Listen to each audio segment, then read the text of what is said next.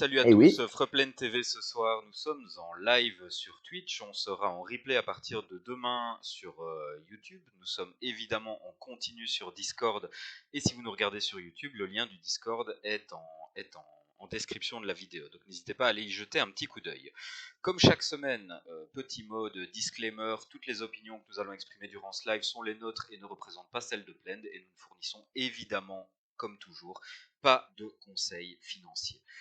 Au programme de ce soir, qu'est-ce que nous avons? Alors, le programme est pas très long, par contre, il y a de l'info, donc restez bien avec nous parce que cette semaine, ça va tartiner, comme on disait avec Nocif. On a les news en vrac comme d'habitude, on aura un petit point sur la Coupe féminine de football avec la FIFA, on va parler de OneForce, si vous ne savez pas de quoi il s'agit, restez avec nous, et on va vous faire un petit débriefing de la roadmap du Q3 ainsi que de la session de questions-réponses qui a été organisée sur YouTube avec Idan. Euh, Commençons immédiatement par les news en vrac. Le traditionnel petit point sur le neighborhood rating. Première place, on a Century City pour l'instant, on a Hell's Kitchen en seconde place, Monero en troisième place, Midtown Terrace en quatrième et Holliswood en cinquième place. Je pense pas qu'il y ait énormément de mouvements. Je pense que Midtown Terrace confirme bien sa place, mais il y a pas énormément d'autres mouvements à signaler. Nocif, tu nous as ajouté une slide avec une image un peu cocasse et je te laisse la commenter. oui, alors, qu'est-ce qu'on peut dire de cette image? En fait, c'est surtout, donc voilà, ces deux images de gauche, hein, qui sont pas relatives à l'image de droite. Alors, les images de gauche, en fait, il y a quelqu'un donc de la communauté de Plaine qui se baladait dans la rue.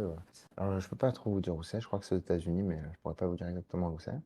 Et en fait, il a été extrêmement surpris de. Voilà, il y a un petit truc qui lui a attiré l'œil. Donc, vous voyez sur la photo de gauche, en fait, à côté du 1984, on voit il y a un petit sticker. Ça lui a attiré l'œil et en fait, il a regardé de plus près, il s'est rendu compte que c'était un autocollant Upland. Donc voilà, je trouvais ça très rigolo. Et je pense que voilà, c'est un phénomène qui paraît un petit peu Anecdotique pour l'instant. anecdotique pour l'instant, mais qui pourrait potentiellement se répandre. Et voilà, je pense que c'est intéressant de marquer ce petit événement, quoi. En tout cas, à partir du moment où une entreprise imprime des stickers, ça fait clairement partie d'une stratégie de communication qui laisse on va dire les clients, entre guillemets, faire la promotion du projet, et ça, c'est la preuve vraiment que ça fonctionne. Exactement. Et puis en plus, cet autocollant, je pense que c'est en plus un des plus cool qui est sorti depuis le départ. C'est vrai, Même il s'il est y en avait chouette. d'autres très sympas. Ça est particulièrement cool, quoi. Et Et du à, coup, à et à droite, droite, bah alors du coup, voilà, c'est une petite drôlerie, hein, rien de plus, hein. Voilà, c'est quelqu'un qui joue à Upland sur une console portable. Donc vous voyez, ça tourne sur un logiciel d'exploitation, donc rien d'incroyable, hein. c'est Pas un de Steam Deck, révolution. hein, c'est la console de Steam. Voilà, donc, mais je trouve ça assez rigolo. Voilà, c'est pas un format sur lequel on a souvent l'habitude de voir un blend. On a tendance à le voir soit sur des écrans d'ordinateur ou plutôt sur des écrans de téléphone. Donc c'est vrai que ça change un peu. C'est Tu rigolo. penses, tu penses qu'il y a des gens qui vont se plaindre et qui vont dire ouais, la version mobile, la version web, ouais, et la version Steam OS. Et ils vont avoir la tête qui explose, quoi. Ouais, je pense bien, je pense bien. Passons à la suite. Alors, Nocif, un mystère dont on vous avait parlé est élucidé. Oui, exactement. Alors du coup, donc voilà, c'était la saga DM Gaming Inc. Donc on nous en a parlé sur plusieurs épisodes. Donc on se demandait vraiment quelle était la raison du pourquoi, du comment donc un seul compte Upland avait pu avoir l'opportunité de construire une factory aussi grande et surtout de minter une propriété aussi grande. Même si on vous l'avait déjà dit, il y a deux, trois autres propriétés à Rio qui sont très grandes. En revanche, elles ne peuvent pas prendre ce type de structure, hein. Vous voyez, hein, à gauche et à droite, ce sont des larges showrooms, hein, donc ils sont très grands. Et vous voyez là, cette factory, elle est juste gigantesque et on se demandait vraiment qui était derrière tout ça. Donc, toutes les spéculations les plus folles ont vu le jour. Et donc fin de mystère. Donc ça fait depuis quelques jours qu'il y a des gens quand même qui sont au courant de ça. Ça tourne maintenant dans le plaine. Donc c'est le fameux donc Dak, donc qui est un joueur de Upland. Je ne sais pas si vous le connaissez. En tout cas, il est très très très connu. Il est à la Assez base actif sur donc UCC d'ailleurs. bah, en fait c'est lui qui a créé UCC, donc Upland Construction Company. Donc c'est un des premiers Spark Exchange, on va dire, qui voilà qui fonctionnait mécaniquement. Rien d'automatique à l'époque, donc très laborieux, mais n'empêche un pionnier, on va dire. Et surtout, aujourd'hui, c'est celui qui tient l'Upland Racing League, donc URL. Donc il y a des, de plus en plus de porosité avec Upland. On voit bien que ils ont utilisé URL pour faire on va dire des interviews de personnes assez importantes dans l'univers voilà, de tout ce qui tourne autour de la course dans Upland, etc. Donc on voit que voilà, il a un rôle qui se détache un peu de plus en plus de la communauté et qui crée une sorte de statut à part. Et voilà, donc du coup, on voit que il y a des projets derrière tout ça et que Upland est aligné avec cela, puisqu'ils lui ont laissé la possibilité d'acquérir une structure donc voilà, qui n'est pas donnée à tout le monde. Et donc, voilà, on ne peut pas vous dire exactement qu'est-ce qu'il prépare. Donc, voilà, ça va être quelque chose qui va sûrement tourner autour du gaming, mais on ne peut pas vous en dire plus. En revanche, on sait qui sont les personnes qui sont derrière ce projet. Et donc, voilà, cette DAC est sûrement quelque chose qui tourne autour de toutes ces activités. Donc, Très bien. pour préciser un petit peu, cette personne est très connue pour toutes ses activités, donc dans la vraie vie, toutes ses activités caritatives. Ah, donc il fait tourner beaucoup d'associations à but non caritatif. Donc voilà, je pense que si c'est pour ça que Plend voilà, lui accorde un peu voilà, de la capacité de mouvement, etc. Parce que c'est vrai que voilà, c'est tout à fait légitime comme activité. Ensuite, on a une factory de stock car qui s'est ouverte. Voilà, donc c'est aujourd'hui ou hier, je crois, Je, qu'on je l'a vu crois pour la première fois. hier, Ouais. Et j'hésite. du coup, voilà. Donc c'est la factory donc de Stock Car Pro, donc Stock Car Pro Series, donc cette ligue de course brésilienne. Et du coup, voilà, c'est leur factory officielle. Et vous verrez par la suite dans les prochaines slides Et qu'ils elle nous est là, réservent des elle est là. petites surprises. Voilà, elle vient d'arriver là. Donc du coup, voilà, nous avons les trois premiers modèles. Donc est-ce qu'il y en aura plus? Je ne sais pas encore pour l'instant. Mais voilà, ça c'est les trois premiers modèles. Donc c'est les modèles pleins, hein. Donc c'est les modèles comme quand on vous avait présenté les 1R et tout ça. C'est la même chose. Donc elles ressembleront à ça en mode NFT. Et bien entendu, sur la map, elles seront beaucoup plus moins résolues, on va dire. Mais ce qu'on peut noter, c'est bah, voilà, en haut à droite, vous avez donc une vraie voiture du championnat. C'était peut-être une voiture de l'année dernière, mais on voit quand même que c'est très fidèle. Surtout, ce qui est intéressant de voir, c'est les sponsors. On a les mêmes sponsors. Et aussi, ce qu'on peut noter par-dessus ça, c'est que, mis à part le fait qu'on a trois, je pense, pour l'instant, ce ne sont que des Chevrolet, mais je crois qu'il y a Toyota qui arrive et d'autres marques, peut-être deux ou trois autres marques. Mais en revanche, ce qu'on voit, c'est qu'il y a énormément de marques qui arrivent dans la plaine. À travers quoi? À travers tous les sponsors, parce que Mhm. ça reste des marques qui sont en phase avec le fait qu'elles soient donc visibles à travers Plaine, etc. Donc voilà, c'est très, tout va dans le bon sens à ce niveau-là. Et par exemple, j'ai noté que sur la photo en haut à gauche, on voit qu'il y a un sponsor Upland. Et je me demande vraiment si potentiellement on pourrait avoir ce sponsor-là qui serait répliqué dans la vraie vie, dans les courses, parce que c'est possible, hein, n'est-ce pas?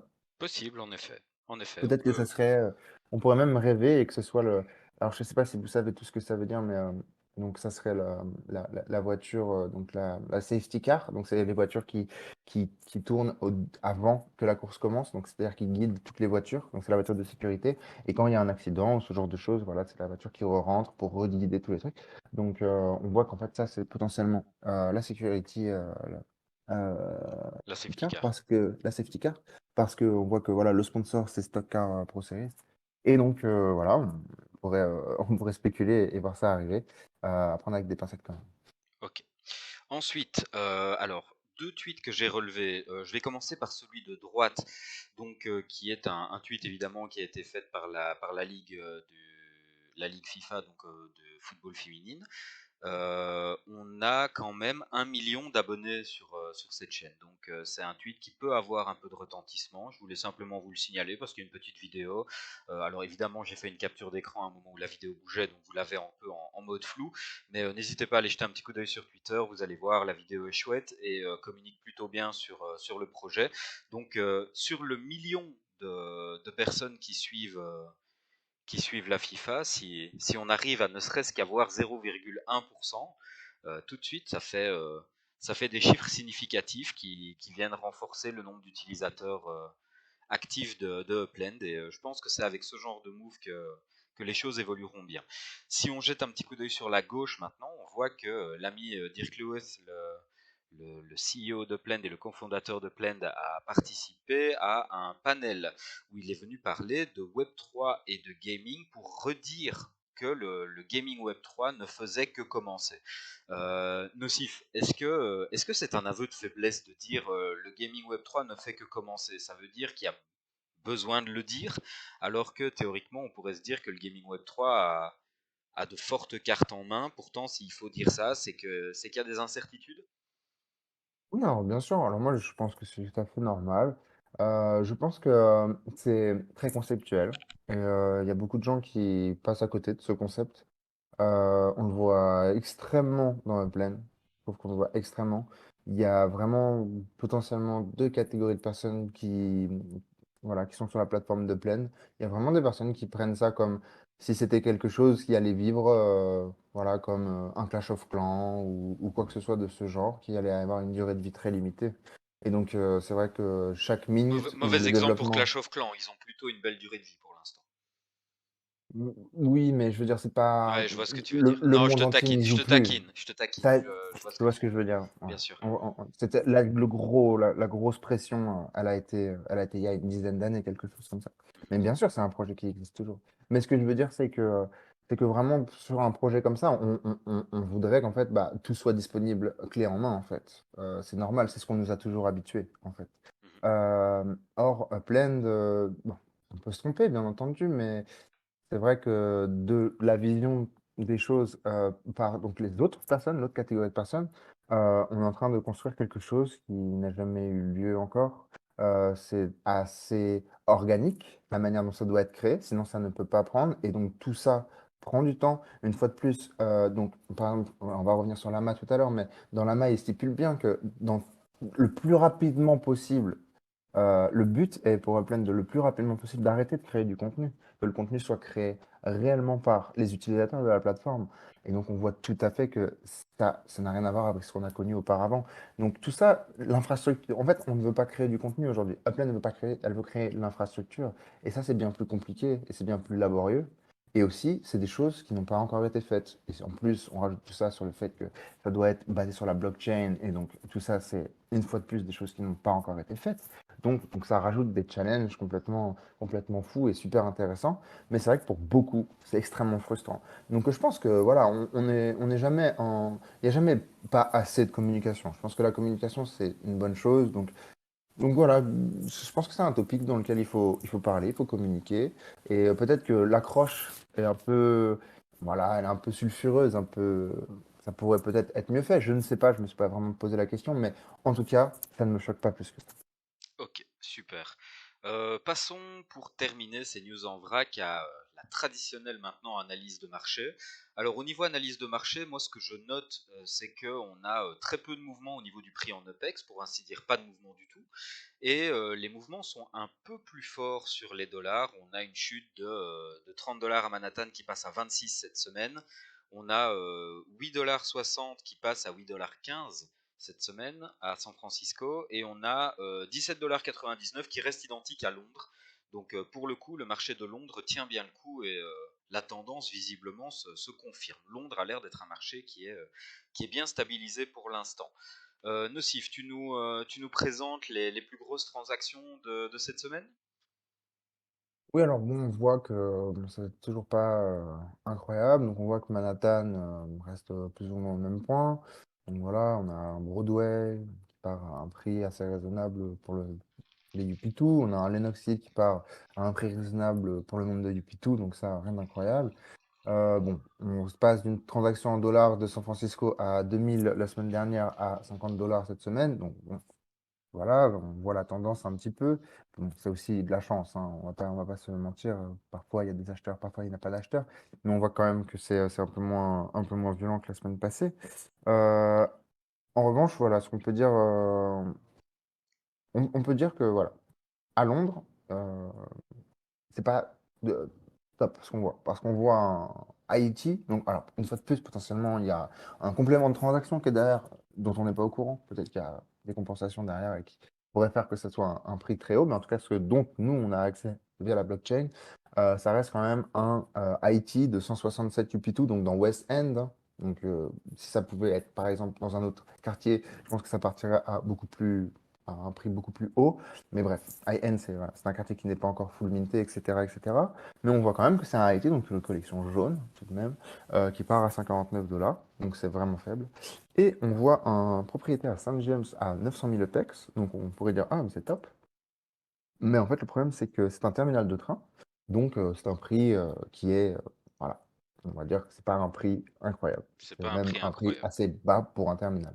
En revanche, ce qu'on peut dire, c'est que Saint James, donc on va dire la gare de Londres, elle a une spécificité, c'est qu'il y a énormément de propriétés qui sont autour, en fait, et quasiment toutes les propriétés qui sont autour, elles ont accès, en fait, à la gare. Donc ça rend en fait ces terminaux beaucoup moins attractifs que dans d'autres endroits sur Upland où vraiment vous avez besoin en fait de scènes directement dans la gare ou alors il y a très peu de propriétés autour. Là, on doit avoir pratiquement je sais pas, une cinquantaine de propriétés qui ont accès à la gare autour de cette gare de Saint-James de Londres. Donc c'est aussi pour ça que cette gare est un petit peu moins voilà, De valeur. attractive que d'autres. Ok, très bien.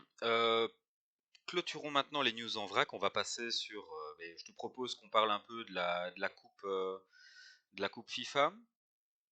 Let's go. Donc c'est parti. Que va-t-il se passer? Bon, ben déjà pour la coupe féminine, nous allons avoir une nouvelle sortie de Legit qui vont arriver, qui vont prendre différentes formes. On aura bien entendu les chaussures, les maillots, les crests. Alors les crests, je sais jamais comment traduire ça. C'est pas les blasons, c'est les. Alors pour le petit truc, on peut déjà s'enregistrer pour cette vente. Elle est Ok. live depuis quelques heures. Écoute, voilà, je l'avais noté juste un petit peu après, j'allais le signaler juste Ok, ok. après. Mais oui, on peut déjà s'enregistrer, n'hésitez pas à aller jeter un petit coup d'œil, ça se trouve dans l'onglet Special et vous pouvez réserver déjà Excuse-moi, parce que j'avais l'impression que tu disais que ça allait arriver. Excuse-moi de t'avoir coupé. Mais en fait, c'est le cas, tu vois, ce sont les legit qui vont arriver à partir du moment où on aura pu acheter. Et là, pour l'instant, il n'y a eu qu'un round. Ah bah oui, on a déjà reçu, oui, c'est vrai, tu as raison, ça a déjà été ouvert. Donc voilà, différentes. Les crests, tu traduis ça comment? Bah, c'est des, comment on appelle ça? C'est pas C'est des des blasons, c'est des écussons. écussons, oui, c'est un nom, mais il me vient pas là. Bon, en tout cas, merci le chat. On va dire écusson. Moi, ça me va très bien. Fagnon, Euh, Fagnon. Fanion, Rascar nous dit Fagnon. Je pense voilà. que c'est ça. C'est le plus proche. Voilà, bah écoute, en tout cas, les legit vont être distribués dans différents types de packs. Alors, les différents types de packs sont affichés ici, hein. Vous avez les différentes statistiques. Les prix sont de 2000 EPEX pour les Essential Bundle. Et ensuite, on rentre dans les bundles qui peuvent être achetés soit en dollars, soit en EPEX. Donc, 5 $ ou 5000 EPEX, 10 $ ou 10 000 EPEX, 25 $ ou 25 000 EPEX. Avec à chaque fois des supplies différentes. Le 25 000 EPEX, vous êtes à 3000. 8 000 pour le 10 $, 17 000 pour le 5 $ et 50 000 pour le 2000 EPEX. Vous avez également la colonne avec le nombre d'items qui se trouveront dans votre pack, donc jetez un petit coup d'œil à ça. Et vous avez enfin la colonne Pass Chance. Et Pass Chance, qu'est-ce que c'est? C'est la chance que vous avez dans ce bundle d'obtenir un pass. Et si vous ne savez pas de quoi il s'agit, un pass, c'est ce que vous voyez ici sur l'image totalement à droite. Donc c'est une sorte de carte qui existe en trois niveaux de qualité. Vous avez une qualité commune, une qualité VIP et une qualité Platinum. Évidemment, plus vous arrivez à avoir une qualité haute, plus vous allez pouvoir l'échanger contre un legit de bonne qualité. C'est donc à ça que servent les passes. Ce sont des cartes que vous échangez à un moment pour pouvoir récupérer un memento. Je disais legit tout à l'heure, ce sont des mementos. C'est pour les mementos. Et pour les spotlights d'ailleurs, je pense. Je Ouais. pense, oui. Je Il crois que faut les savoir, spotlights sont des mementos. les spotlights sont des mementos, oui, c'est ça. Donc il faut savoir que ces packs et ces bundles vont contenir des legits de la FIFA, mais qui reprennent la Coupe de 2023 en Nouvelle-Zélande, qui reprendra également la Coupe du Monde de Sud-Afrique en 2010 et la Coupe du Monde féminine du Canada en 2015. Donc tout ça va être aggloméré dans ces mêmes packs. Ensuite, donc comme je vous l'ai dit tout à l'heure, vous pouvez déjà vous inscrire, n'hésitez pas à aller déjà valider votre inscription. Au niveau des dates de release, alors là je vous ai fait une petite capture parce que ça va être release en 4 phases. On a eu la première phase qui a déjà eu lieu cette semaine, qui était du 20 juillet au 21.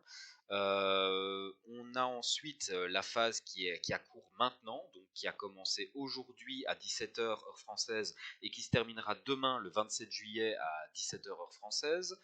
Et vous avez ici les dates pour la troisième et le quatrième release. N'hésitez pas à y jeter un petit coup d'œil. Dans les trois tableaux qui se trouvent ici sur votre droite, en fait, ce sont les pourcentages de chances d'obtenir certains types de legit en fonction de la qualité du bundle que vous avez. Donc de la qualité du pass, pardon. Vous avez ici le common qui est repris, vous avez le VIP et le platinum, et vous avez à chaque fois les pourcentages d'obtenir une troisième place, une demi-finale, un quart de finale, etc. Donc reportez-vous à ces tableaux et vous aurez normalement toutes les informations que vous souhaitez. Pourquoi allez-vous me dire, pourquoi acheter des legit? Eh bien parce qu'il y a de nouvelles collections qui ont été annoncées, collections qui devront, si vous souhaitez jouer en tout cas cette partie du gameplay, qui devront être complétés pour le 1er septembre à 18h heure française, parce que si vous arrivez à avoir toutes les collections, vous gagnerez ce bloc Explorer qui est juste ici en dessous de l'image. C'est un bloc Explorer dont à mon avis la supply n'est pas définie, c'est un bloc Explorer dont la supply s'arrêtera au nombre de gens qui auront réussi le challenge. Alors le challenge n'est quand même pas si facile que ça, il y a quand même 44 nouvelles collections, je vous ai fait des captures ici, n'hésitez pas à aller voir dans l'article pour vraiment avoir un détail de toutes les collections, je ne vais pas m'amuser à tout détailler, mais vous avez en gros les collections standards, limitées, exclusives, ensuite on passe aux collections rares et ultra rares, donc il va falloir se bouger un petit peu et être compétitif pour arriver à terminer tout ça avant le 1er septembre. Ensuite, au niveau des défis qui vont avoir lieu, alors il y a deux grands types de défis avec à chaque fois des fan score challenge. Donc vous allez devoir marquer du fan score, mais vous avez du fan score challenge en hebdomadaire et vous avez du fan score challenge en mode mondial. Donc je vais commencer par en mode hebdomadaire. Donc en mode hebdomadaire, vous allez devoir chaque semaine essayer de marquer le plus de fan score possible. Encore une fois, je vous ai fait une petite capture des différentes dates de début, etc. Au niveau des heures, soyez bien vigilants, ce sont les heures Pacific Time, donc vous rajoutez 9 heures. Ça vous fait en gros 18 heures à la place de 9 heures à tous les étages. Donc chaque semaine, vous allez avoir la chance de marquer des points, vous allez vous classer dans un leaderboard tel que celui-ci, et qu'est-ce qu'il y a à gagner? Eh bien, il y a différentes choses à gagner, il y a des vouchers à gagner. Des vouchers, ce sont des cartes qui vont vous permettre d'obtenir un code avec la possibilité de récupérer des goodies sur le site de la FIFA. Donc ça, c'est plutôt intéressant comme mécanique, je trouve. Ça n'avait pas encore été fait. Et qu'est-ce que t'en penses, Nocif? C'est cool les vouchers quand même, non? Oui, oui, c'est très cool. C'est très cool. Tout- Ça met un peu d'interaction, ça met un peu d'interconnexion entre le site de la FIFA et Upland. C'est plutôt cool, je trouve. Ouais, non, je pense qu'on va avoir de plus en plus de ce genre de Je pense ramifications aussi, à la je pense longue. aussi. Et au niveau de ce qu'il y aura à gagner, bon ben fatalement pour le Fanscore Challenge hebdomadaire, il y a 3 blocs Explorer qui vont être mis en jeu, qui seront gagnés par alors les 10 premiers, je pense, c'est ça. Donc le tout premier gagne le modèle or qui est dans le coin inférieur droit, le deuxième et le troisième gagnent le modèle argent qui est dans le coin supérieur droit, et la place 4 à la place 10 gagneront le modèle cuivre qui est dans le coin inférieur gauche, avec évidemment toujours des gains en Spark, des gains en Apex, etc. N'hésitez pas à aller jeter un petit coup d'œil. Les 10 premiers gagneront également un voucher pour aller récupérer des goodies sur le site de la FIFA. Ça, c'était pour la partie hebdomadaire. Maintenant, pour la partie classement mondial. Alors, le classement mondial, ben, en fait, le système va être sensiblement le même. Il y aura un leaderboard, il faut se classer. Les gains sont fatalement un peu plus intéressants et un peu plus lourds parce que plus de participants et plus de compétition. Vous avez le tableau qui se trouve ici avec 1 million de pecs quand même pour le premier. Euh, N'hésitez pas, jetez un petit coup d'œil, je vais pas m'amuser à lire le tableau, je vais plutôt vous présenter les blocs Explorer qui sont à gagner. Donc pour le classement mondial, de la place 41 à la place 100, vous avez le modèle de gauche ici, avec toujours Priand, Nepex, Spark et autres, petits trucs. On a de la place 11 à la place 40, on a le bloc Explorer de droite ici. Et la possibilité de la deuxième place à la 10e place de gagner des propriétés perdues de Manhattan avec les adresses qui sont listées ici. Tout ça est dans l'article, hein, donc vous pouvez retrouver ça très facilement ou alors vous nous regardez en replay, vous faites un arrêt sur image si vous voulez faire vos recherches sur ces différentes propriétés. Évidemment, le premier, le grand gagnant, aura droit au très joli bloc Explorer de la coupe qui est plutôt joli d'ailleurs, je trouve. J'ai jamais trop l'attrait des blocs Explorer d'habitude, mais celui-là, je le trouve vraiment très très beau. Nocif, est-ce qu'il y a autre chose que Hmm. tu souhaites préciser par rapport à cette Coupe du Monde de la FIFA? Euh, ouais. Je t'écoute. Euh, est-ce que est-ce que est-ce que c'est un bloc Explorer qu'on voit? Euh, je pense que... c'est bien que tu me poses la question, tu me prends au dépourvu. Parce qu'en Euh, fait, il y a le bloc Explorer qui est fait avec cette coupe, mais d'ailleurs que tu as présenté juste avant. oui, Donc c'est ça, c'est c'est sûr. le mappa 7 en fait. Et ça, je pense que soit c'est la représentation de la coupe, des actifs de la coupe du monde. Bonne question. Ouais, du coup, c'est pas vraiment décrit. Je Bah sais pas ce écoute, que c'est. est-ce que tu peux rapidement faire la recherche Ouais, pendant que je vais lancer le carrément. prochain sujet. De toute façon, je vais présenter la chose et si tu trouves l'info, donne-la nous parce que ça Ouais, je m'intéresse. vais essayer de la trouver. Je suis pas sûr de la trouver, mais je vais Non, essayer. mais t'as ça dans l'article, hein, normalement. Tu zappes jusqu'à voir l'image et tu vas pouvoir tomber dessus directement. Je suis pas Euh, sur l'article. Au-delà de la Coupe du Monde, de la FIFA, on a un partenariat qui a été annoncé avec OneForce. OneForce, si vous ne savez pas de quoi il s'agit, c'est une collection de NFT qui sont tirés à 7777 copies. Ce sont des NFT d'inspiration animée et qui est reconnu comme un projet blue chip. Alors si vous ne savez pas ce qu'est un projet blue chip c'est un terme qui vient du business, de l'investissement classique, je vais dire, qui définissait des projets avec un bon rendement et un rendement relativement stable. Donc c'était des investissements dits sûrs qu'on appelait blue chip. Et là maintenant, dans les NFT, on donne le qualificatif blue chip à des projets qui ont acquis une certaine stabilité dans le domaine, qui ont acquis une certaine valeur et qui représentent dans l'esprit des investisseurs un bon placement.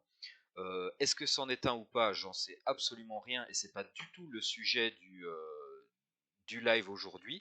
Mais ce qui est sûr en tout cas, c'est que Blue Chip, c'est un terme, c'est un standard, c'est un label qui est rentré un peu dans la tête des gens et quitte à s'associer avec un projet NFT, ça me rassure de savoir que c'est un Blue Chip. Euh, Apparemment, Nocif, ce serait un map à 7 Voilà, tout à fait. le trophée. Désolé, vraiment. Je pense que non, c'est la traduction c'est la traduction qui était mal faite, je pense. Mais Ça fait en beaucoup. fait, je ne. D'ailleurs, dans le chat, n'hésitez pas, dites-moi si vous préférez que je mette la traduction automatique pour vous faire les captures de texte ou si vous préférez les avoir en anglais. Personnellement, je préférerais les avoir en anglais, mais comme je sais que pas mal de gens préfèrent le français, je les traduis, mais ça nous fait parfois des traductions un peu aléatoires comme ça. Enfin, dites-moi dans le chat ou mettez-nous en commentaire des vidéos si quelles sont vos préférences, vous préférez les avoir en anglais ou en français, et on adaptera ça, il y a absolument aucun problème. Donc pour vous expliquer un petit peu cette collection, Nocif, tu nous as fait une petite capture déjà du bandeau, je vais dire, de la banderole sur OpenSea, du projet. On voit qu'il y a Exact. déjà un sacré volume, hein, on est à 79 000 Ethers. Oui, exactement. Donc, gros volume, grosse activité. Donc, si vous rendez-vous sur la page, vous verrez par vous-même. Vous cliquez sur le petit onglet activité, vous verrez donc le dynamisme, hein, de cette collection. Donc, on voit que voilà, il y a 2, 3, 4 items qui partent par jour. Et c'est des items qui tournent autour de. Voilà, donc là, on est sur un floor price de presque 1 Ether. Et donc, voilà, c'est des prix vraiment qui tournent autour de ça. Donc, ça reste quand même 2000 $, hein. C'est quand même très. C'est un sacré chiffre, hein, on va dire, hein, pour des NFT Tout à fait. d'aujourd'hui, hein, avec le marché actuel. Donc oui, c'est une collection qui est très, très, très solide, et même plus que ça, on verra après. Et moi, j'ai fait une petite capture de la distribution. C'est une métrique que j'aime beaucoup sur OpenSea parce que ça permet d'avoir une idée de la concentration du projet dans la main de peu de gens ou justement de sa distribution dans la main de beaucoup de gens.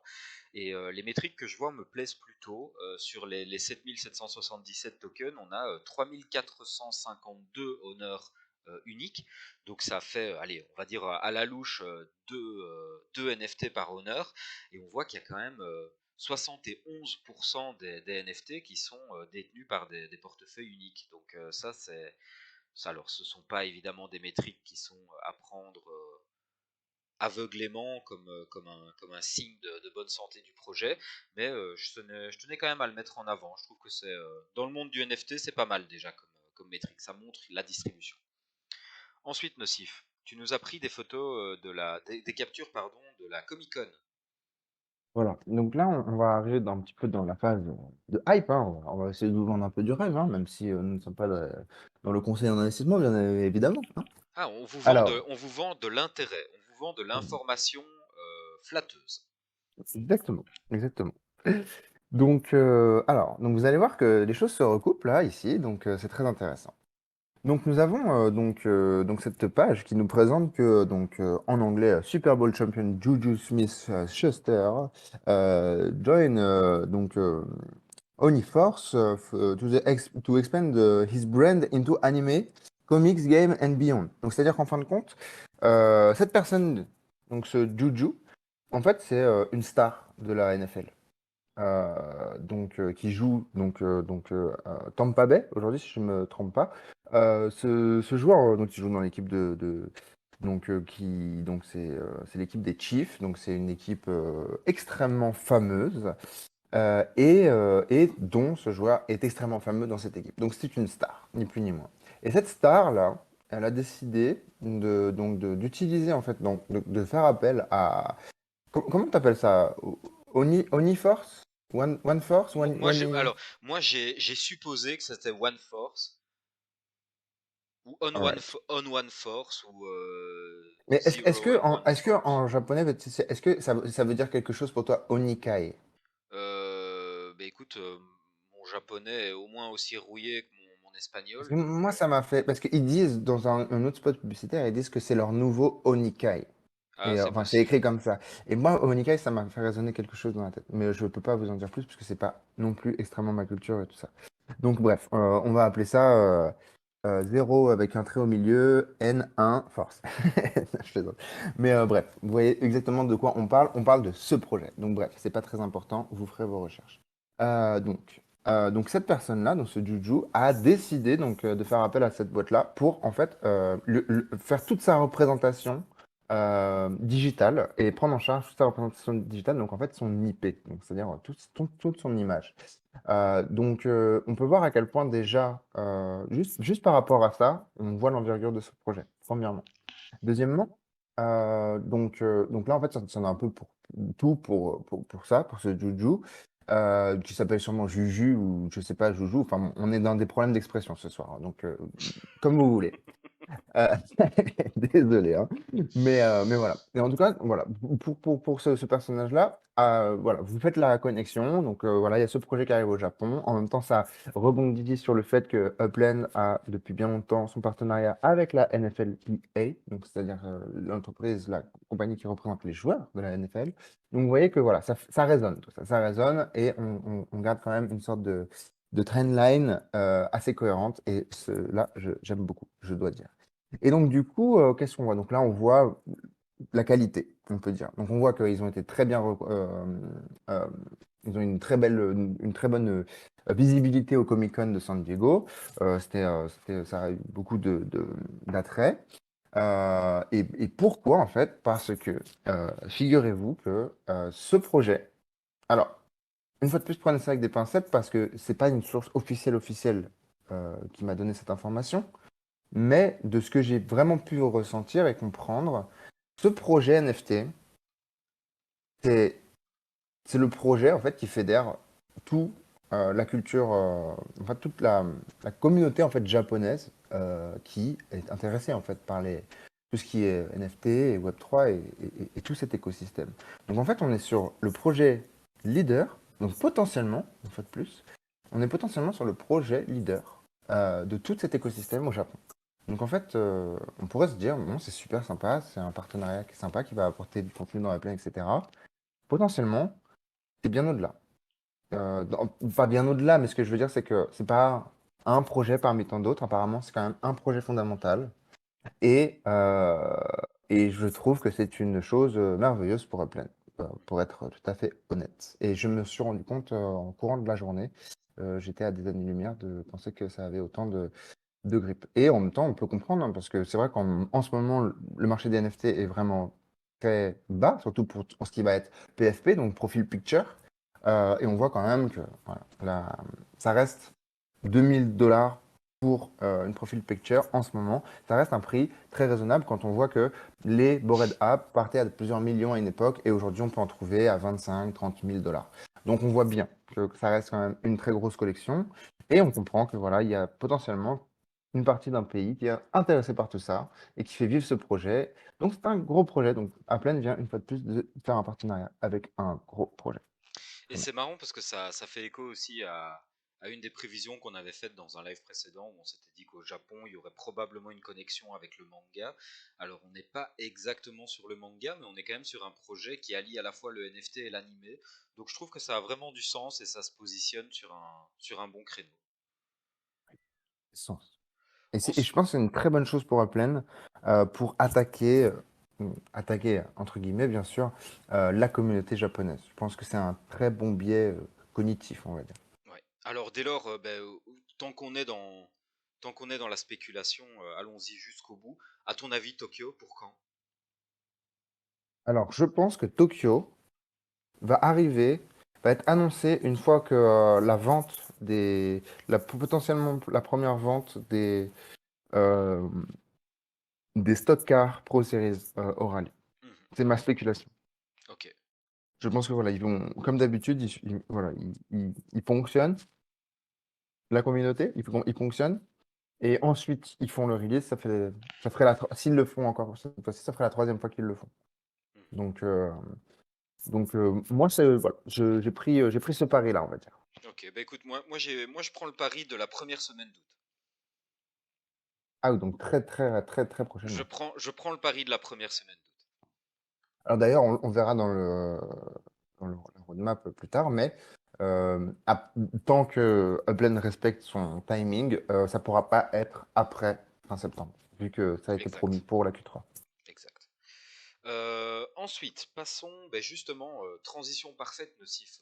On va débriefer un petit peu cette roadmap de la Q3 et cet AMA qui nous a été offert hier soir. Alors, on va commencer par, alors, on va éjecter un petit peu ce sujet-là parce que je pense que c'est pas ultra important et le live va quand même être, à mon avis, assez long, donc on va aller un peu vite. Mais qu'est-ce qu'on peut retenir du Q2? Mais je vous ai fait quelques captures de toutes les images d'articles un peu marquants. Donc en avril, on a eu l'arrivée des Speedway Metaventure, Londres et Birmingham qui sont arrivés, le partenariat avec la Ligue de football argentine, le neighborhood rating, les maps assets qui ont pu être manufacturés, les wearables de la Manguera et le fait qu'ils aient capé les earnings. Donc je passe ça très rapidement en revue, mais c'est juste pour vous montrer toutes ces rumeurs qui disent que Plaine n'avance pas. Moi, je trouve qu'il y a vraiment énormément d'avancement et ce genre de format permet vraiment de prendre en pleine face tous les développements et toutes les petites avancées et ces petites pierres qui jalonnent le chemin. En mai, on a eu quoi? On a eu l'annoncé de l'UDN Pro, les expansions de Londres et de Birmingham, l'introduction des stock cars, l'arrivée de Susan G. Komen, la préparation de la vie dans Upland, des non des moindres quand même. Enfin, c'est quand même un très gros dossier ça. Il y a maintenant moyen de gagner des UPEX en jouant à World of Football. Ils ont annoncé les manufacturing de Go-Car et ils ont introduit le projet XNFT.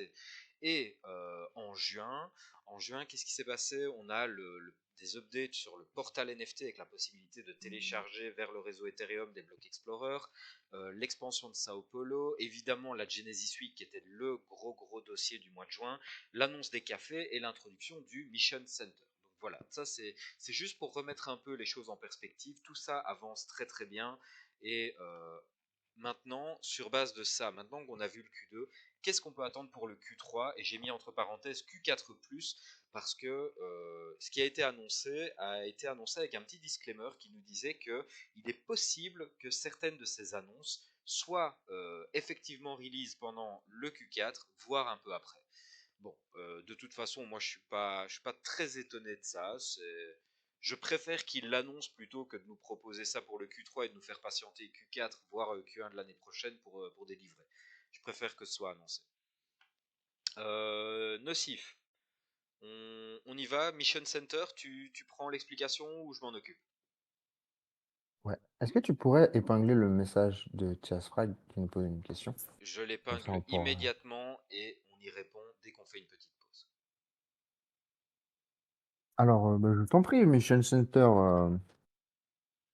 Alors, donc le Mission Center, visiblement, bon, c'est un succès déjà. Ça a été très bien reçu par la communauté. Donc eux sont très contents de ce test et dès lors décident de augmenter un petit peu la portée de ce Mission Center. Ils disent qu'ils vont aller vers des missions un peu plus ciblées pour les joueurs un peu plus aguerris et ça devrait continuer en tout cas à maintenir une activité et à avoir des joueurs qui reviennent fréquemment vers Upland, ne serait-ce que pour pouvoir aller compiter dans ce Mission Center. Donc ça c'est plutôt positif même pour la vulgarisation du jeu.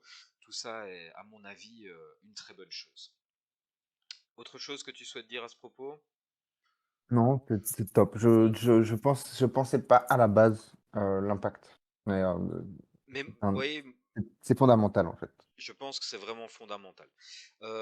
Toujours dans cette partie où on parle des mécaniques du jeu, ils vont évidemment augmenter le nombre de langues disponibles dans l'application. Donc ça c'est cool, on a le japonais, l'allemand et le français qui arrivent. Donc Cocorico, on va bientôt pouvoir avoir Upland en français. Ça c'est vraiment... Alors là, j'aimerais faire une petite pause là-dessus. Vas-y, Si vous regardez de la manière dont les langues se sont implémenté. voilà, développées, voilà, vous pouvez vous attendre à Paris ou en tout cas une ville majeure française en voilà, maximum, je dirais Q3. Je dirais Q3, franchement. Ah oui, toi tu le sens comme ça? Toi tu Ah sens bah là, je suis sûr. Ah bah là, c'est sûr. Parce que en fait, j'ai analysé vraiment en fait la manière dont en fait ils release les langues et c'est toujours avec un release de ville, hein. Mhm. Donc ça, Et on en voit plus, Berlin, ça arrive avec Berlin. Enfin, et l'allemand, ça arrive avec Berlin. Le le japonais, ça japonais arrive arrive avec avec Japon. Tokyo et le français restera. Donc Paris pourrait Et être sur la liste. voilà. Et d'ailleurs, pour que vous vous rendiez compte à quel point ça a du sens, c'est que bah voilà, enfin, c'est pas pour me jeter des fleurs, mais c'est moi qui ai fait la traduction en tout cas de l'app et je l'ai faite il y a peut-être 4 mois ou 5 mois déjà, non? Mhm. Ouais, ouais, non, ça fait, ça Quelque fait chose comme longtemps que tu ça. as fait ça, donc clairement, Donc ils ont pris le temps. elle est prête depuis longtemps. Donc pourquoi ils la mettent maintenant? Voilà, hein. Donc je pense, et pourquoi je vous dis ça? Parce que je pense que il faut que, pour ceux qui voient Tokyo arriver, mais voilà, peut-être, je veux pas vous inciter et qu'après on nous dise, ah oui, mais bon, vous nous avez dit la France allait arriver, et puis du coup, en fait, ça n'arrive pas, j'aurais pu aller full power sur Tokyo. Je veux juste, voilà, C'est potentiellement vous pas, c'est ouvrir pas des l'esprit sur le conseils, c'est fait de que, l'info. C'est de l'info. Chacun voilà. peut.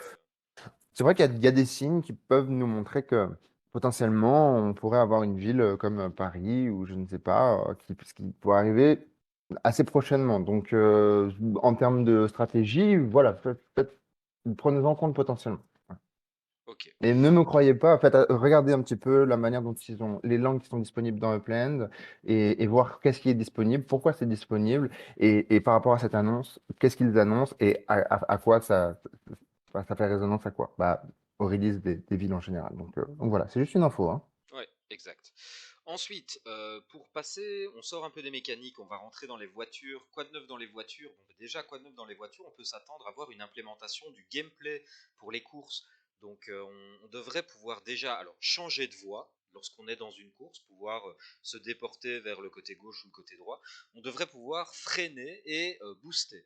Alors, ça paraît un peu risible probablement pour ceux qui sont fans de courses de voitures, mais encore une fois, il faut voir le grand schéma. Et le grand schéma, c'est que ça donne de la possibilité de contrôle à quelque chose qui n'en a pas pour l'instant et qui a vocation à se développer bien plus en avant que simplement ce qu'on présente ici.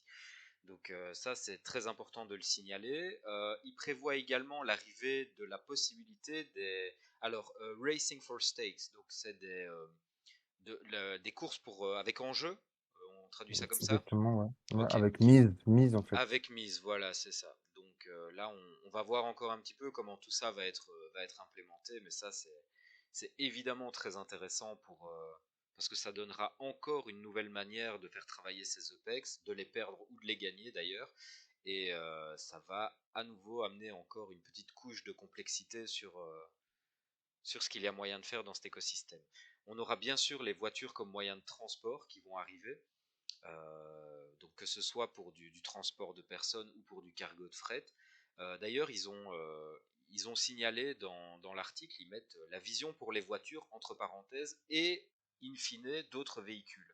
Donc est-ce que tu penses que pour le Q3, voire Q4, on pourrait voir un nouveau type de véhicule arriver? Mais bonne question, en fait, je me suis posé exactement la même question que toi, parce que c'est vrai que ça saute aux yeux, et après je me suis dit, mais le truc c'est qu'aussi ils disent cars, cars, c'est pas truck, déjà, tu vois. Mhm. Je me suis dit, bah, peut-être qu'en fait, il parle pas de bateau ou d'autre chose. Il parle juste de ce qui n'est pas voiture, en fait. Et donc, voilà, ça reste, voilà, c'est flou et du coup, je ne tirerai pas des conclusions. Mais oui, on peut espérer des bateaux. On sait on a eu un peu de la promotion autour de ça sur certaines images de promotion. Exact, Donc, allez savoir, hein. Pourquoi pas, exact. hein, franchement. Pourquoi pas? Pourquoi pas? Au-delà des véhicules, on a fatalement au niveau MetaVenture, on va avoir un peu de neuf. Donc, pour les Speedway MetaVentures, il y a eu, on le sait tous, hein, il y a eu quelques problèmes de lenteur, on va dire, pour pouvoir. Attends, je suis en train de mélanger deux news en fait. Je suis complètement en train de mélanger deux news. Je t'avais dit tout à l'heure que Je j'étais crois que j'avais fatigué. vraiment bien. Comment? Non, parce que par rapport au Speedway Métaventure, je pense que ça va être vraiment été communiqué à la base sur le fait que, voilà, on pouvait soumettre tout ça, mais qu'il fallait vraiment pas être pressé à ce niveau-là. Et en fait, c'est très simple, c'est qu'en fait, les Speedway Métaventure sont là surtout pour en fait les courses at stake, ok? Et en fin de compte, tant qu'en fait les fonctions de vraiment de pilotage en fait ne sont pas là, on reste sur de la pure chance. Et donc du coup, si on met du stake dessus, et ben en fait, ça devient de la loterie et c'est interdit, simplement. Ok, Donc il faut qu'il y ait déjà cette fonction voilà, comment on appelle, de skills, donc de capacité comment on appelle ça, ouais, je sais pas comment dire en français, de compétences. de- voilà, exactement. Voilà, il faut qu'il y ait un minimum de compétences dans la compétition pour qu'en fait ça ne devienne plus une simple loterie et qu'il y ait vraiment et qu'on puisse en fait y mettre en fait en jeu des EPEX. Donc voilà, on voit bien qu'en fait c'est une partie du développement et intrinsèquement liée à une autre partie du développement et en fait elle doit suivre un certain schéma dans le temps et on peut pas mettre l'un avant l'autre. Ok, bah écoute, heureusement que tu étais là parce que cette news-là, je l'avais un peu passée, elle était passée à travers mon filtre. Par contre, ce qui n'est pas passé à travers mon filtre, ce sont les news par rapport au café. Donc, qu'est-ce qu'il y a de nouveau par rapport au café? Mais je pense que la grosse news importante, c'est que les cafés maintenant vont bientôt arriver dans la main des joueurs. Donc, on va avoir des métaventures pour gérer des cafés. Et ça, pour moi, c'est intéressant parce que ça crée finalement, c'est une métaventure qui crée deux types de business. C'est d'une part être possesseur de café, donc avoir un lieu où des gens peuvent venir représenter, mais ça crée également la possibilité de devenir créateur de contenu. Alors créateur de contenu, ça peut être musicien, ça peut être conférencier, ça peut, enfin, que sais-je, en tout cas, tous les métiers de la représentation sont potentiellement éligibles à partir du moment où les cafés arrivent. Donc pour moi, ça crée deux types de business vraiment séparés, le fait de mettre les MetaVentures café en live. Ça fait Ouais, et sens? puis, ah oui, à fond, à fond. Et puis nous, on est extrêmement concernés vu que, voilà, on nous a déjà dit, notre souhait, ça serait de pouvoir bah, déjà avoir notre propre café, hein, soyons fous, Bien sûr. et que voilà, on puisse commencer à quitter petit à petit la plateforme Twitch, Mhm. voilà, qui est extérieure à la plateforme sur laquelle, théoriquement, on va avoir toutes nos activités. Donc oui, on est tout à fait pressé. Je pense que je peux parler en ton nom, hein, Ouais, Marc, ouais, en bien disant sûr, ça. bien sûr. Je suis tout à fait pressé de pouvoir avoir accès à ce genre de fonctionnalité. Et d'ailleurs, pour rebondir là-dessus, parce que je pense pas qu'on va le faire après, c'est qu'on a vu tous les deux la vidéo donc, des questions-réponses qui se tenait à la fin de l'AMA. Et Oui, c'est vrai qu'on en a pris vraiment conscience dans l'espace de voilà, ce que ça donnait en fait. C'est vraiment en fait des gens dans une pièce qui ont une conversation et grâce à donc la plateforme Nowhere avec le spatial audio, etc. Il y a vraiment en fait, on a vraiment une impression d'attendance, de participation, d'être présent et on voit, ça fait sens, ça fait tout simplement sens en fait. exactement. Donc ça, on va surveiller ça de très près, mais il y aura évidemment différentes manières de monétisation qui vont être développées par Upland pour les possesseurs de café. Donc que ce soit un système d'entrée où vous payez une entrée, ou peut-être ils ont parlé d'un NFT gated access, donc vraiment avoir un NFT par exemple un block explorer en particulier qui vous donnerait accès à un certain café où tous les possesseurs de ce block explorer qui auraient par exemple fait un club privé puissent se rassembler, et le droit d'entrée serait de posséder un de ces blocs Explorer. C'est une des manières qui est réfléchie. Donc ça, c'est plutôt intéressant. On verra comment tout ça va se développer. Toujours dans le cadre des métaventures, ben, on a fatalement la possibilité pour les possesseurs de terminaux, que ce soit de trains ou d'avions, de prendre une partie des bénéfices qui sont générés par la vente de tickets. Donc pour l'instant 20%, on vous en a parlé la semaine passée, donc on va pas trop s'apesantir là-dessus. La news avec laquelle je confondais les Speedway MetaVenture, c'est le processus de mise à l'échelle qui a été amélioré pour la candidature au MetaVenture. Donc qu'est-ce qui se passe on avait un ralentissement, enfin même pas un ralentissement, en fait il y avait un traitement lent simplement des demandes pour des MetaVentures. On était au Q1 à 96 MetaVentures qui ont été lancées pour 146 qui ont été approuvées. Dans le Q2, on était à 214 MetaVentures qui ont été lancées pour 456 approuvés. Donc on voit qu'il y a un facteur de plus ou moins x2.2. On peut se dire que si on continue à ce rythme-là, on devrait facilement pouvoir, dans le Q3, valider peut-être 500 MetaVentures et donc rapidement l'année prochaine arriver à 1000-2000 MetaVentures par trimestre. Oui, c'est ça, par trimestre. Donc ça fait rêver quand même, hein. Ça nous met des chiffres en tête qui sont assez délirants. Ça pourrait vouloir dire que on aurait peut-être 10 ou 20 000 MetaVentures fin de l'année prochaine. Enfin, c'est fou quand même. Ça va vite, ça. Ah, vite, et oui, et puis bon, avec toutes les nouvelles technologies qui arrivent, on voit que c'est tout à fait possible. Ouais. Donc ça va être vraiment chouette. Exact. Alors, en parallèle de tout ça, ils nous ont dit également qu'ils avaient automatisé dans une certaine mesure le processus d'acceptation du contenu généré par les utilisateurs. Donc, quand les utilisateurs créent quelque chose maintenant, et ça, tu peux peut-être nous en parler, Nocif, tu as essayé, toi, je pense, ce programme, cet outil, je ne sais pas exactement sous quelle forme ça se présente, mais c'est un outil que Upland a mis à disposition pour que les Mais en créateurs fait, puissent envoyer leur création et voir si avoir un feedback immédiat. En fait, ah, en fait, par rapport à cette annonce, je n'arrive pas à savoir si c'est un futur outil, donc potentiellement l'outil dont moi j'ai accès aujourd'hui, Mhm. euh, ou si c'est une évolution de celui-là, À ou mon alors avis, vu c'est qu'en une fait, évolution. Moi, c'est comme ça que je l'ai compris.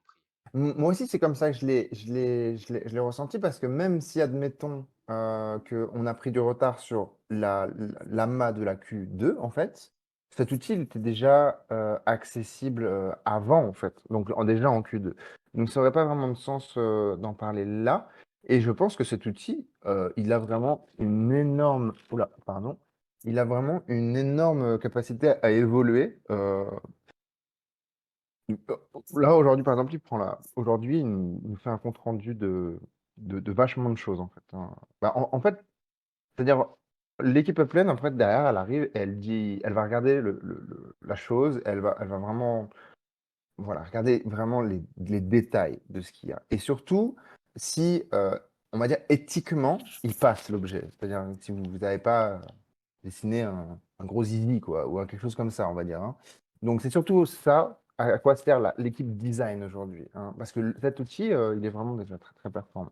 Donc, en fait, c'est très bien déjà pour nous, parce que déjà, on n'a pas besoin d'attendre un feedback de l'équipe qui est quand même une petite équipe. Donc déjà, le feedback est très très rapide à ce niveau-là. On envoie le truc dans cette machine et on a directement en fait des défauts techniques en fait qui ressortent. Et surtout, ça permet à l'équipe technique de ne pas avoir à review tout un tas de choses, mais qui sont du non-sens. C'est-à-dire que ça écrème quasiment tout en fait. C'est-à-dire que si techniquement l'objet il n'est pas prêt, bah, on peut même pas l'envoyer en fait à l'équipe. Donc c'est vraiment c'est génial, vraiment. Et cet outil, il a besoin que d'évoluer, quoi. Donc ça, c'est vraiment un game changer en termes d'application de tout ce qui est euh, voilà, tout ce qui est design Mais 3D, etc. ici, il parle d'un raccourcissement du temps quand on soumet un design de plus de 5 jours à plus ou moins 2 jours. Ouais, c'est beaucoup plus. Alors, si ça serait aujourd'hui 5 jours et que le futur outil évolué, il serait 2 jours, alors là, je comprends. Mais si par exemple on parle vraiment de l'outil de base, non, les feedbacks sont passés de peut-être un mois et demi à quelques secondes, Ouais. hein, clairement. Hmm. Sinon, autre sujet intéressant aussi, c'est la possibilité d'avoir des métaventures qui vendent différents types de legit dans un seul shop. Ça, c'est très bien. Moi, je trouve ça très bien aussi. Enfin, voilà, on va pas épiloguer là-dessus, c'est juste très bien. Voilà. Je pense qu'on en a fini avec les métaventures. Donc, avec les legit, fatalement, bon, ben là, c'est tout ce qu'on vous a expliqué pendant la FIFA, pendant le sujet juste avant. Donc, on va pas s'apesantir là-dessus non plus. Ils vont continuer en tout cas dans cette dynamique et surtout, ils vont introduire le système de passe pour la NFLPA. Donc, rien de très surprenant, j'ai envie de dire. Plutôt bon signe. La NFLPA visiblement continue son partenariat avec Upland, c'est très bien. Enfin, tu veux préciser quelque chose là-dessus? Non, bah voilà, il y a le système, voilà, donc ils se sont basés sur l'apprentissage de tout ce qui s'est passé avec la FIFA pour répercuter ça sur les mécanismes donc de la NFLPA. Et je pense que ce qu'on peut noter par contre, qui est important, c'est de se dire, voilà, je pense qu'ils ont compris que la friction était un peu trop pour aujourd'hui, au stade où Upland était. Donc voilà, on voit qu'ils essayent d'enlever un peu de friction, donc un peu de difficulté à avoir accès à tout ça, c'est-à-dire les déplacements, tout ça. Tout à fait d'accord. On a des annonces également qui ont été faites par rapport au chat in-game évidemment. Donc ils sont en train qui est un succès, hein. Tout comme le Mission Center, visiblement pour eux c'est un succès. Alors moi personnellement je le vois pas trop bouger ce chat, mais je pense que je n'ai pas les yeux rivés au bon endroit.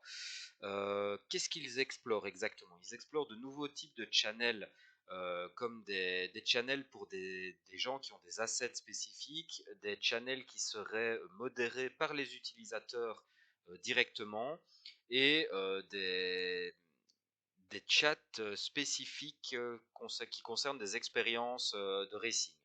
Alors je ne sais pas exactement ce que ça peut vouloir dire, mais en tout cas je suis assez curieux de voir ce que ça peut donner ça.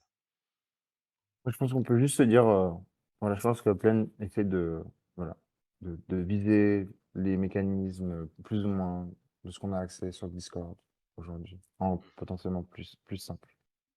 Ok, au niveau du portail NFT maintenant, ça c'est aussi un gros sujet. Donc ils annoncent le support pour le mainnet Ethereum avec la possibilité d'exporter plus que simplement nos blocs Explorer tels qu'on peut le faire pour l'instant. Ils parlent de pouvoir d'exporter d'autres types de classes d'assets comme par exemple les voitures, les maps assets ou les ornements.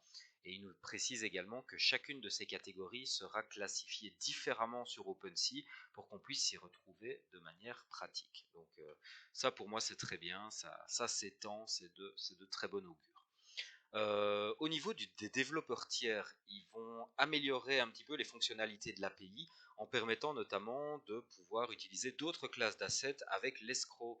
Donc plus uniquement limiter l'escroc, je pense que pour l'instant on est vraiment limité aux Apex dans les projets qui tournent bien. Là ici on pourrait se dire que les legit vont arriver dans l'équation, peut-être autre chose. Ça t'inspire quelque chose? Voilà, j'ai du mal à savoir exactement où ça va, mais Pour je moi, viens bien. ça sous-entend ce qu'ils doivent apporter là maintenant sont les legit dans l'escroc, parce que c'est vraiment ça qui va permettre aux développeurs tiers de pouvoir reprendre les legit d'un joueur et de les gamifier réellement, quoi. Donc à mon avis, ça parle de legit. Non, je sais pas. Peut-être, on Non, verra. en fait, je suis en train d'envoyer un message dans le chat et du coup, genre, j'ai du mal Ok, à bah écoute, vraiment de toute suivre. façon, on verra exactement quels sont ces nouveaux développements. Ce qui est sûr, en tout cas, c'est qu'ils proposent également un système de tournoi pour les développeurs tiers. Donc ça, qu'est-ce que c'est? C'est simplement un système où Upland va proposer euh, que toute la partie du code qui gère la rémunération des tournois, donc quand vous gagnez un tournoi, vous êtes premier à un tournoi, vous gagnez des EPEX, tout ça va se trouver côté Upland. Et ça va permettre aux développeurs de n'avoir à fournir finalement que les scores d'un match. Donc le développeur crée son jeu, il crée un match, il fait un match avec 10 personnes qui peuvent interagir, le premier gagne chacun paye 1000 EPEX pour jouer, et le premier remporte toute la mise.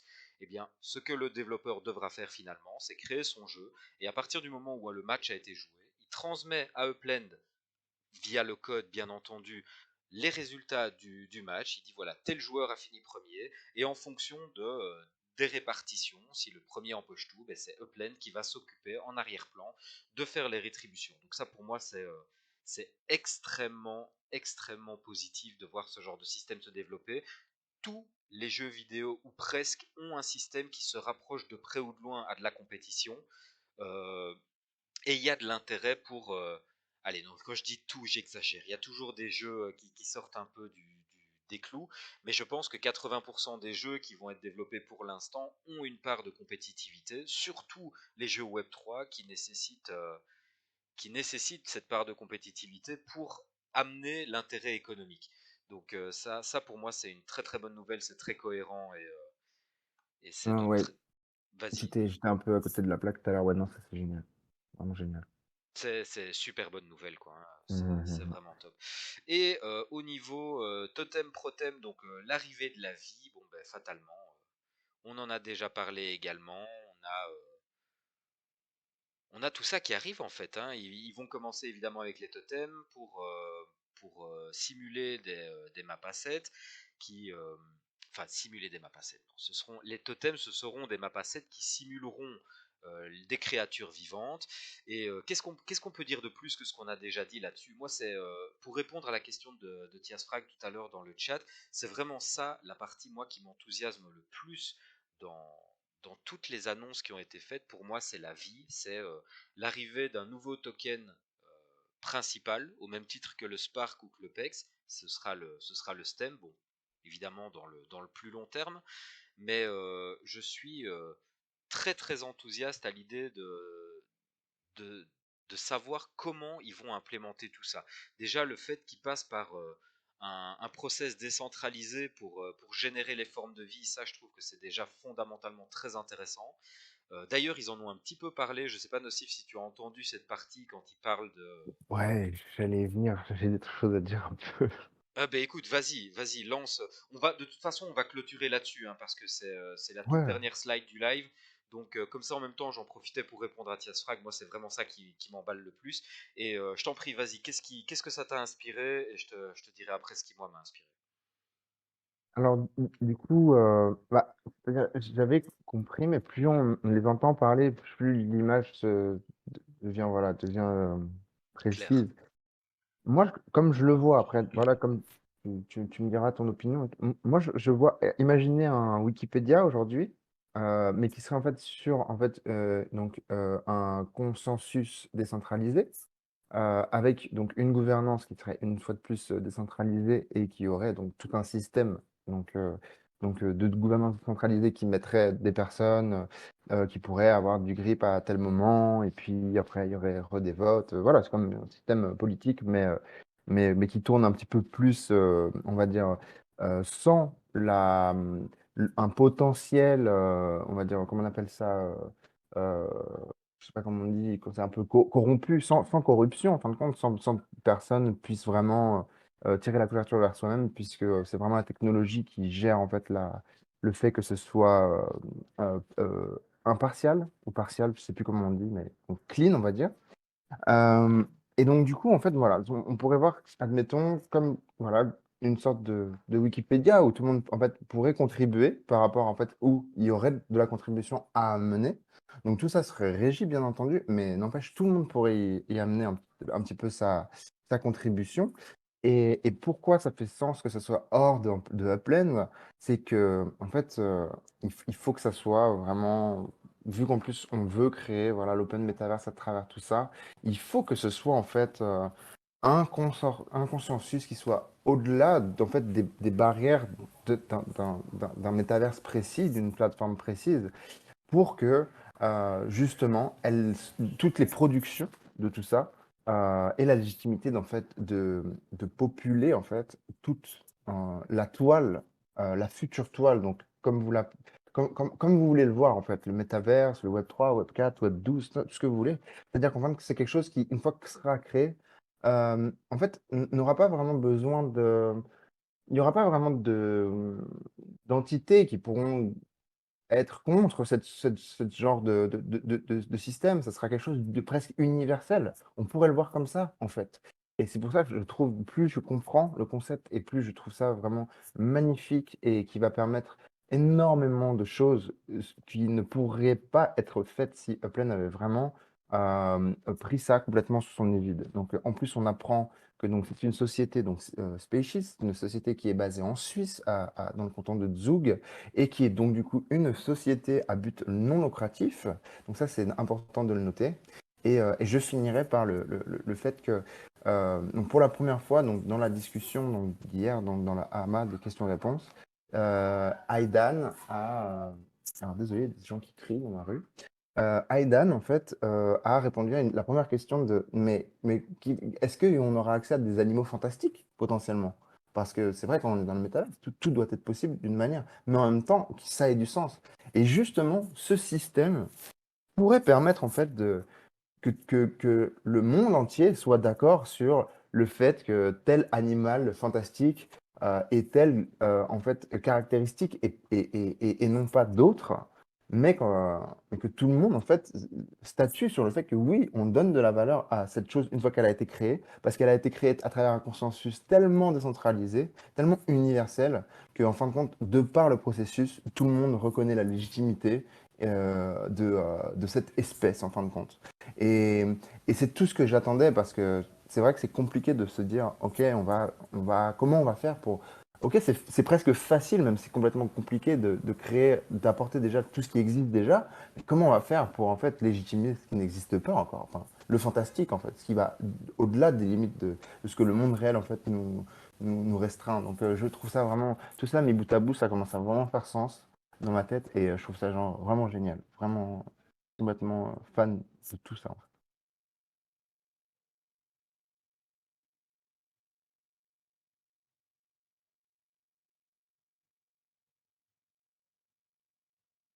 Et du coup, je vous ai perdu. On a perdu Norse. Qu'est-ce qui se passe? Hmm, là, c'est quelque chose.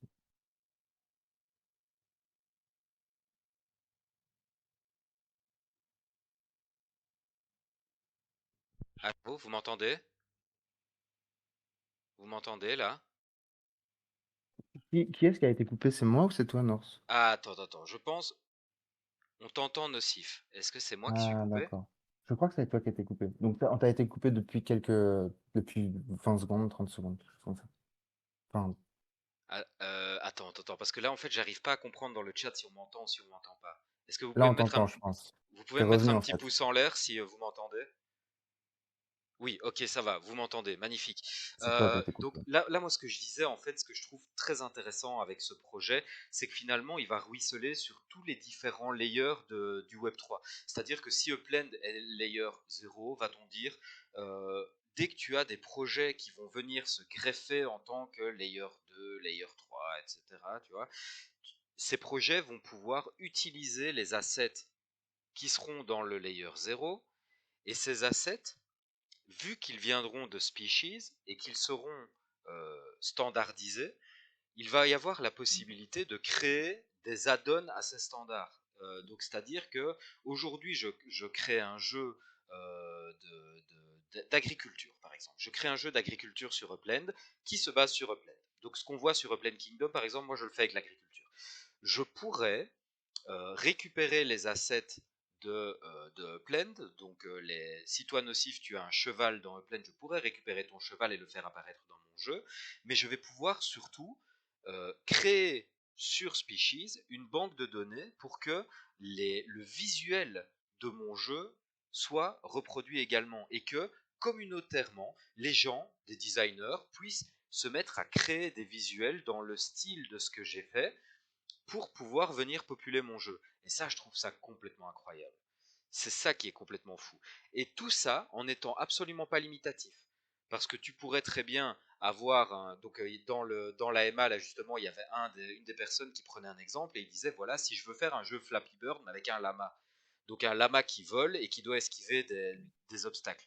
Étant donné qu'un lama ne vole pas, est-ce que je vais avoir la possibilité de créer ça dans mon jeu ou est-ce qu'à un moment on va me dire ah non désolé tu utilises un lama n'a pas la capacité de vol. Eh bien si, parce que tu seras sur un layer 2, donc en fait tu utilises simplement l'asset et si cet asset après tu veux lui mettre des ailes et le faire voler dans ton jeu, c'est très bien, tu peux tout à fait le faire. Ça n'aura pas de conséquences dans Upland un layer au-dessus, mais dans ton jeu tu peux tout à fait le faire. Et donc ça c'est absolument fantastique. Ça veut dire que tu trouves de l'interconnexion dans les layers grâce à Species. Et ça, je trouve ça assez fantastique. Oui, je pense que ça aurait. Alors, c'est pas fait encore, mais ça. C'est pas fait et on sait pas comment ça va être fait. Parce que Hmm. ça, pardon, excuse-moi de te couper, mais là Non, non. tu viens de me rappeler ça en disant c'est pas fait. J'ai trouvé, alors je veux pas verser dans le drama ou quoi que ce soit, mais je pense que Idan ne nous dit pas tout sur Species. Et je pense même qu'il nous dit des choses qui ne sont pas totalement exactes. Quand il nous dit que pour l'instant Species est une entreprise qui n'a encore rien fait, qui n'a pas de white paper, qui est juste en phase de financement, etc., je pense que Species en est bien plus loin que ça. Upland ne se serait à mon avis pas associé avec un projet uniquement sur base de paroles. Je pense qu'il y a bien plus que ça qui est déjà engagé pour l'instant. Je pense qu'il y a déjà des financements qui sont arrivés. Je pense qu'il y a déjà un white paper qui existe quelque part, bien qu'il ne soit pas accessible sur le site de Species. On nous dit sur le site de Species qu'il faut prendre contact avec une adresse qui apparemment ne donne pas de réponse. Personnellement, je n'ai pas essayé, mais apparemment la personne qui posait la question à Aidan s'inquiétait de savoir s'il y avait quelqu'un qui répondait derrière cette adresse. Apparemment, oui. Et dernière petite information, Upland a annoncé qu'il serait de toute façon dans les alphas participants de ce projet et qu'ils avaient d'une manière ou d'une autre leur mot à dire dans la standardisation et dans le développement. Donc tout ça me fait penser qu'il y a beaucoup plus que ce qu'on nous dit. Peut-être je suis complètement à côté de la plaque, je n'en sais rien, mais en tout cas tout ça a des a des relents dans mon nez de y a un peu plus que ce qu'on me dit. Qu'est-ce que t'en penses, toi, Nassif? Ouais, vraiment, pas mal de choses à dire au final. Mhm. Alors, du coup, je suis tout à fait d'accord avec toi. Oui. Et en fait, moi, je pense tout simplement, pourquoi en fait il y a la devanture de Species et qu'ils ont déjà fait un site internet alors qu'en fait, il ne sert pas à grand-chose. En Mhm. fait, c'est de la manipulation. C'est-à-dire qu'en fin de compte, on veut faire oublier que Species, c'est Upland à la base. En fait. Parce que je Ah, mais pense ça, ils s'en que, défendent. Ils s'en défendent. Ils disent que c'est pas eux. exactement, mais ça, c'est Mais, faux, en fait. mais alors, Dans tous les cas. je sais pas si Dans c'est tous les cas, faux. Je sais dans pas tous si les cas, c'est c'est faux. faux parce que Upland parle du stem. et qu'ils ont toujours envisionné en fait, envisionné, c'est ça, Prévu, Euh, oui. prévu en fait ça. Et donc c'est sûr que même s'ils n'ont pas travaillé sur papier, forcément en fait le concept est né bien avant. Et donc c'est-à-dire quand un concept naît, on en parle, on partage et les idées évoluent, etc. Donc dans tous les cas, en fait, il y a toute cette partie conceptuelle qui a été amenée par les gens en fait de Plains, quels qu'ils soient, qui ont participé à tout ça, en fin de compte. Juste, ça peut être même en fait des conversations de couloir au final, mais n'empêche que c'est du travail qui est fait et qui n'a pas à être refait après. C'est la conceptualisation de la chose. Et tout ça, Upland ne le reconnaîtra probablement jamais parce qu'elle veut. Upland veut absolument être détaché de ça pour vraiment en fait envoyer ce message que c'est quelque chose de complètement indépendant qui prévaut à Upland, qui est au-dessus, limite. En revanche, on voit très bien en fait qui est-ce qui a instigé cette, ce concept et il y a beaucoup comme tu dis, il y a forcément beaucoup de travail qui a été fait et je pense que voilà, stratégiquement, d'un terme pour du long terme, stratégiquement pour du long terme en fait, voilà, Upland a tout à fait conscience que ça doit être fait différemment, ça doit être extérieur à eux. Donc potentiellement en fait ce fœtus de programme en fait, ils se sont rendus compte petit à petit que en fait ça ne pouvait pas être attaché à Upland et donc en fait ils l'ont annexé en fait. Donc, je suis tout à fait d'accord avec toi dans le sens où je pense qu'il y a beaucoup de travail qui a déjà été fait. Et comme tu dis, on nous le cache parce que au niveau du timing, ça serait pas vraiment faisable. Donc, c'est un projet qui vient de naître et donc déjà, il y aurait déjà tout qui aurait été créé. On verrait qu'en fait, il y avait déjà eu le travail en amont. Qui l'aurait fait? Bah, forcément, ce serait quand même Upland qui aurait été responsable de ça pour une grande partie. Et je pense que d'un angle politique, en fait, c'est pas vraiment possible de narrer ça, en fait. Donc je pense que voilà, on est sur une sorte de petite manipulation positive. Mhm. Attention, une fois de plus, hein, voilà, c'est mon opinion. Rien de sûr, loin de là. Mais c'est vrai que je l'envisage comme ça, pour de vrai, ouais. Mhm. Oui, je comprends. Moi, je ne peux pas croire un seul instant qu'un aspect aussi stratégique que le développement de la vie dans Upland soit relayé sur un projet dont au final personne ne sait rien et qui aurait simplement vendu une idée sans même un white paper, sans même avoir levé des fonds, sans même... Je peux pas y croire. Je peux pas y Exactement. Et croire. puis vous voyez aussi, en fait, il y a OMA 3 aussi. OMA 3, qui crée OMA 3 au final? On voit que c'est Upland quand même. C'est quand même Dirk qui est à la base d'OMA 3. C'est lui qui a théoriquement lancé le concept. Les idées viennent en fait de ce corps qui est Upland en fait. Et Mhm. en fait qui rayonne en fait dans l'open metaverse qui est déjà là. Et qu'est-ce qu'on voit? On voit que Species et Tadzug. Et qu'est-ce qu'il y a à Tadzug? Oma 3 aussi. Donc on voit qu'en fait, il y a une sorte de... Voilà, ça va être de moins en moins nébuleux, plus on va avancer. Mais pour l'instant, voilà, vous voyez, on peut pas dire, ah, on va faire l'open metaverse, mais vous serez sous l'égide de Plants. Non, c'est pas possible. Il faut que ce soit l'open metaverse, il faut que ce soit une vraie Après open metaverse. ça veut pas forcément dire charrette parce que les deux sont à Zouk, qu'il y a fatalement connexion entre les deux, hein. Il y a probablement un écosystème favorable, que ce soit fiscal ou, enfin bref, il doit y avoir une raison qui fait que pour les entreprises c'est un endroit pratique et confortable, et c'est pas forcément un indicateur d'un lien entre les deux. Mais t'as raison. Là, je fais juste l'avocat du diable pour le principe parce que Il y a quand même une autant forte je chance que... conspire rarement, autant là j'ai envie de conspirer un peu. Hmm. Ouais, il y a quand même... Il y a Je quand pense même que même il y si a on anguille date, sous on roche. regarde la programmation de tout ça, on verrait Mais qu'il y a des dates. très honnêtement, hein, c'est le genre d'anguille sous roche que j'aimerais voir souvent.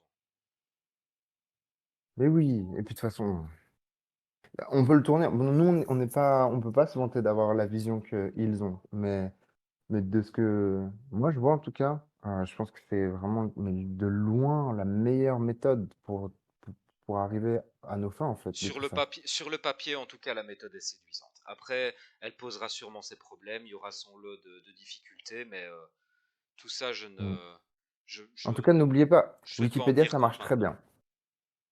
Wikipédia fonctionne bien, sauf au niveau du financement. Mais là, on est dans le Web 3, donc si Upland est derrière, je pense qu'il y a tout ça a été réfléchi.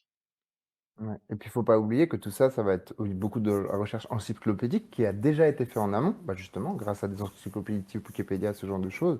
Et après, on a toutes les IA génératives qui sont en train d'arriver. Et Et je le sais pas, contenu va être de plus en plus facile à être créé aussi, il faut et pas je oublier sais ça. pas ce que t'en penses, mais moi en tout cas, quand j'entrevois une base de données du vivant, j'ai du mal à concevoir qu'on puisse laisser les scientifiques en dehors de tout ça.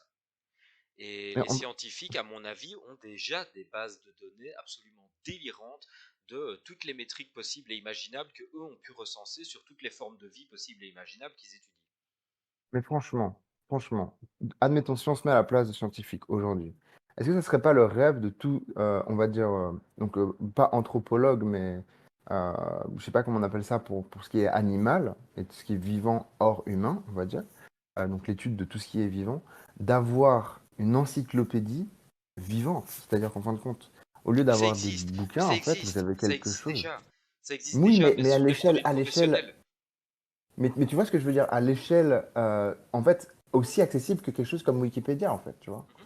Donc, c'est-à-dire universel. Et c'est-à-dire qu'en fin de compte, tout le monde pourrait avoir accès à tout ce travail scientifique qui a été fait depuis des centaines d'années, en fin de compte, et de l'avoir, en fait, dans une seule plateforme, accessible d'une manière la plus ludique possible. Et au final, voilà, vous pourrez aller sur n'importe quel animal, cliquer, voir presque, au final, la manière dont son ADN est fait. On pourrait, parce qu'en fait, une fois que ça c'est fait, on peut rajouter toutes les datas qu'on veut sur chaque espèce, en fait. Tout à fait. Donc, euh, donc en fait, je pense que, comme tu dis, d'un point de vue pour des scientifiques, bah, ils vont potentiellement s'éclater à faire ça aussi. Donc, faut pas négliger ça aussi, hein, c'est sûr, hein. Non, non, il y a vraiment des magnifiques angles, tout ça. Je trouve presque que c'est beau, tout ça, hein. Vraiment. Ça peut être vu d'un angle tout à fait beau. Oui, tout à fait. Mm. Enfin bon, écoute, je pense que on a déjà fait un super live là. On est à une Ça heure et s'est demie. étalé sur le sujet. On est à une heure et demie. Je sais pas trop ce qui nous a pris, mais bon, en tout cas, Paris, il voilà. n'y a Vous plus êtes. personne, on est plus que les deux dans le live. Non, je crois pas. Je crois qu'il y a encore des gens dans le Il y chat. a Si encore vous un êtes peu de encore dans gens. le chat, si vous n'êtes pas mort, faites-nous un petit pouce pour dire que vous êtes toujours là et que vous vivez toujours. Mais bon, on va s'en arrêter là. De toute façon, je pense il y avait pas d'autres questions. Voilà, ben on a la preuve que le chat vit toujours. Magnifique, magnifique. Ben écoute, Nocif, on s'en arrête là. Je vous dis à mercredi prochain, les gars. Ouais, mercredi prochain. À Très bonne mercredi semaine. prochain, on passe en mode métaverse, on clôture rapidement Eh parce que oui. sinon on va encore être parti et après 2 heures de live, tout le monde sera vraiment mort. Donc, à mercredi Mm. prochain, soyez en forme et passez une bonne semaine. Ciao, ciao les gars. Ciao.